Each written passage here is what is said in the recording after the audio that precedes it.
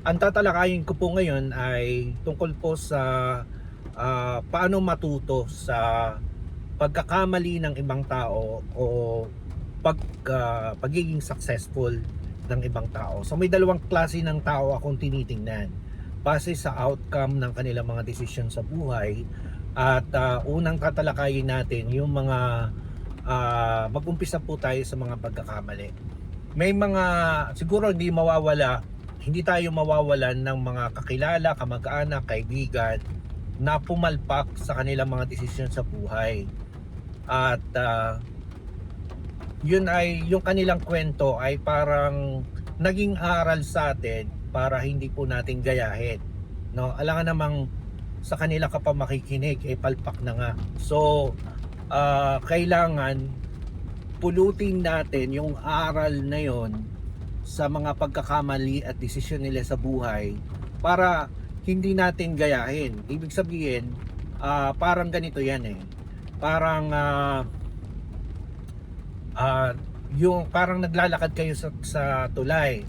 Tapos yung sinusundan mo, nakita mo nadulas na nag-shoot yung paa niya doon sa hole ng tulay. So siya ay nadapa. So ibig sabihin ba sa punto na yon dadaanan mo pa rin ba yung kanyang dinaanan? Ganun po yung pinakapunto po ng aking sinasabi ngayon. So ang point po ng aking sinasabi ngayon is sa buhay or bago ka makinig sa mga payo ng sino mang tao, kaibigan man yan, kakilala, kamag-anak, nakatatanda sa'yo, itingnan mo muna yung outcome. Ano ba yun, nasaan siya? Nasaan siya ngayon? At ito bang payo niya makakabuti sa akin? So kung ang payo niya sinasabi ko to para wag mo kong gayahin, mabuti yon kasi natututo ka sa mga pagkakamali nila upang hindi mo daanan yung ganong klase ng mga pagkakamali at desisyon. So yun po yun. So yun yung una, no? Ang una po is natututo tayo sa pagkakamali ng ibang tao upang hindi sundan ang kanilang nilakaran at yung mga palpak na desisyon nila sa buhay ay hindi natin gawin din. Kasi parang kung gagayahin mo o pakikinggan mo ang mga payo na ganito ang ginawa ko, sa tingin mo naman ayaw mong maging ganun ang sitwasyon ng buhay mo, hindi mo talaga dapat pakinggan. Kumuha ka ng mga aral na mapupulot mo sa mga taong sinasalamin mo. Ang point po dito is kapag tayo ay sumasalamin o kumukuha tayo ng aral sa buhay ng isang tao, bago tayo makakuha o bago natin pulutin ang kanilang mga advice. So hindi naman po natin sinasabi na makinig kayo sa akin kasi successful akong tao, hindi. Ang pinakapunto po dito ay yung logical reasoning na parang kahit ako, marami akong mga motivation na nagsasanhi sa akin para mag vlog kagaya nung napanood ko na nagbunga lahat ng kanyang mga pagsisikap. So marami siyang naipundar ng mga ari-arian niya, marami siyang nabili, napaunlad niya yung sarili niya at yung mga nilakaran niya. Yun ang aking inaalam. Paano niya narating yung ganong estado ng buhay. So ganun po, ganun yung aking opinion sa dito, no? So sa dalawang bagay o dalawang role models na sinusundan mo, yung unang role model ay yung mga taong pumalpak sa kanilang buhay, sa kanilang desisyon, at yung mga pumalpak sa yung mga tao na pumalpak sa pagdedesisyon nila sa buhay, pag nagbase ka doon, ang pupulutin mong aral doon yung hindi mo sundan yung kanilang yapak. Okay?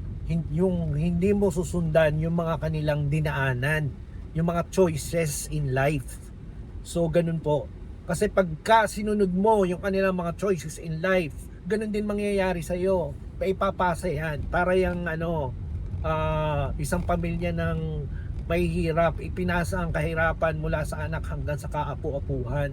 So hindi mababago yan. Yung pagpasa na yan poverty lineage kung hindi mo iibahin, kung wala kang susundan na isang bagong role model. At yung bagong role model na susundan mo, titingnan mo muna yung outcome ng kanyang mga desisyon sa buhay. At pag nakita mo yung outcome ng kanyang mga desisyon sa buhay, doon ka pupulot ng aral na sasalaminin mo para naman yung kanyang mga pinagdaanan daanan mo rin. At doon mo makikita yung sarili mo na meron kang isang sinusubaybayan o meron kang isang sinusundan na sa palagay mo kung nasa ang rurok ng tagumpay siya naroon ngayon, yun din ang iyong tinatahak. Ganun po ang pinakapunto natin dito. Kasi marami po tayong nararanasan natin yung may mga kamag-anak tayo, mga kaibigan na ang galing makialam sa mga plano at desisyon natin sa buhay. Yung sinasabing, ganito ang gawin mo, ganito ang gawin mo. Tapos pagtingin mo naman sa kanila struggle naman sa kanilang mga paghahanap lang ng pagkain, hindi nila magawa. So ganon, parang dito ating binibigyan ng kahalagahan o ating binibigyan ng punto na matuto tayo sa dalawang klase ng sinasalamin. Yung unang sinasalamin, yung mga taong pumalpak sa kanilang desisyon sa buhay para hindi natin sundan ang kanilang mga pinagdaanan.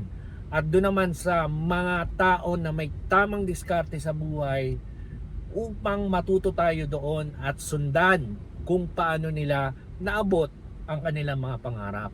Yan po ang ating yan ang aking binibigyan ng punto sa aking vlog na ito. Pasensya na po kayo, medyo stray na po ang ating voice box salita ka-vlog, at yan nga po ay bahagi ng mga challenges. Pero naniniwala po ako as I do this, mas nagiging confident ako, mas natututo akong ibahagi ng mas malinaw sa aking mga vlog yung mga sa tingin ko ay may mapupulot tayo na aral o lesson sa buhay kahit konti. At yan po yung napakaliit na ambag natin sa ating mga viewers. Hindi naman natin sinasabi na tayo ay successful para sundan tayo. Ang sinasabi po natin ay ang pagbubukas ng awareness para po mas lalo tayong maging progresibo, yung may pag-usad sa ating mga desisyon sa buhay, sa ating mga katatayuan sa buhay. Kasi mawawalan ka ng pag-usad kapag kontento ka na. Yung kontento ka ng hayahay, kontento ka ng nagugutom, kontento ka na pahiram-hiram sa mga kamag-anak na maluwag, kontento ka na laging, alam mo yon, yung mga tao na mahilig matulog, magpahinga. Imagine araw na araw nanonood ng TV, walang ginagawa. So ang ano natin dito, gisingin natin yung kamalayan para magkaroon ng pangarap. Kasi iba yung pananaw ng mga taong naranasan yung hirap eh. Totoo po yun. Iba po ang pananaw kapag ang tao ay naranasan niya yung hirap ng buhay, at bago siya nakaalis doon napakatagal na panahon ng pagsisikap. Doon po mahirap po yung yung lumaki ka sa kariwasaan o lumaki ka sa isang may kayang pamilya, hindi mo naranasan ng hirap. Kadalasan yun yung nagiging lampa yung mga bata o mga tao na galing sa ganung pamilya kung walang motivation para magsikap. Samantalang yung mga tao po na naranasan ng hirap sa kanilang pagkabata, doon po nabibuild yung lakas ng loob, doon po nabibuild yung tapang para ialis mo ang iyong sarili sa mga sitwasyon na hindi ka nais-nais. Yan po. Yan po yung aking punto sa aking vlog na yon.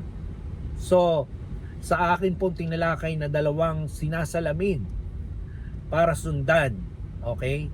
O para hindi sundan.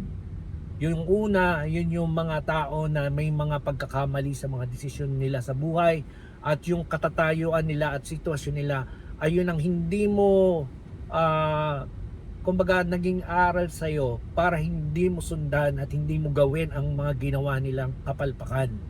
Yan po. Yung pangalawa naman, meron kang sinasalamin na let's say dumaan sa napakatinding struggle, at yung mga aral sa kanilang buhay at mga sitwasyon kung saan naialis nila ang kanilang sarili mula sa hirap, mula sa mga dinaranas ng mga inconvenience in life, paano nila nagawa. At yun po ay kumbaga kinukuha natin yung moral lesson, kinukuha natin or ina-extract natin yung mga diskarte nila sa buhay para makaalis sila sa mga ganong klase ng mga challenges.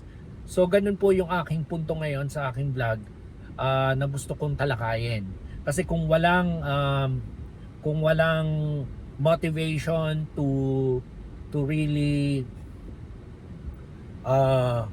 change, yun po, motivation to change, motivation to upgrade, motivation to progress, hanggang magiging stagnant na lang po tayo.